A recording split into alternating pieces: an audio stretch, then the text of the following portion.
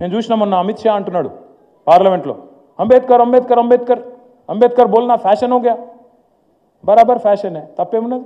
అంబేద్కర్ మంచి చేసిండు కాబట్టి బరాబర్ ఆయన గురించి మాట్లాడుకోవాలి. మీలాగా చెడు చేయలే, మీలాగా దేశానికి గబ్బు పట్టియలే, మతం పిచ్చి లేపి పిచ్చోళ్ళని చేసి దేశంలో వేరే ముచ్చట లేకుండా చేసి మతం మాత్రమే ఉన్నది ఇంకేం లేదు దేశంలో అన్నట్టు గబ్బు లేపలే దేశాన్ని.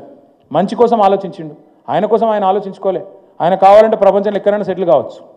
ఆయన కావాలంటే ఆయనకున్న తెలివికి చాలామంది ఇప్పుడు మనోళ్ళు మన ఇళ్ళల్లో పిల్లలు కూడా ఎక్కడనో సెటిల్ అయినరు, మళ్ళీ రారు కూడా తిరిగి మళ్ళీ ఆలోచనలు కూడా లేరు. వస్తావురా భయ నన్ను అడిగితే మా దోస్తులను వాళ్ళని వీళ్ళను ఏముందని ఆడుకొస్తే మళ్ళీ చుట్టాలు గిట్టాలు అంతా సతాయిస్తారు, ఈడనే మంచిగా సుకూన్ ఉన్నది. అట్లా ఆయన కూడా చూసుకోవచ్చు కావాలంటే. ఎందుకు చెప్తున్నా అంటే నేను అర్థం చేసుకుంటానికి ప్రయత్నం చేసిన అమెరికాలో ఉన్నప్పుడు. ఒక మన దేశంలోనే ఉన్నదా రిజర్వేషను, ఈ అమెరికాలో మనకి ఇసుంటిది ఉందా అని చూసిన. మీకు చాలామందికి తెలియదు, అమెరికాలో అఫర్మేటివ్ యాక్షన్ అని ఒకటి ఉంటుంది. అది కూడా ఇవాళ పెట్టలే, 1950-60లో పెట్టినరు అక్కడి ప్రభుత్వం. ఎందుకు పెట్టినరు?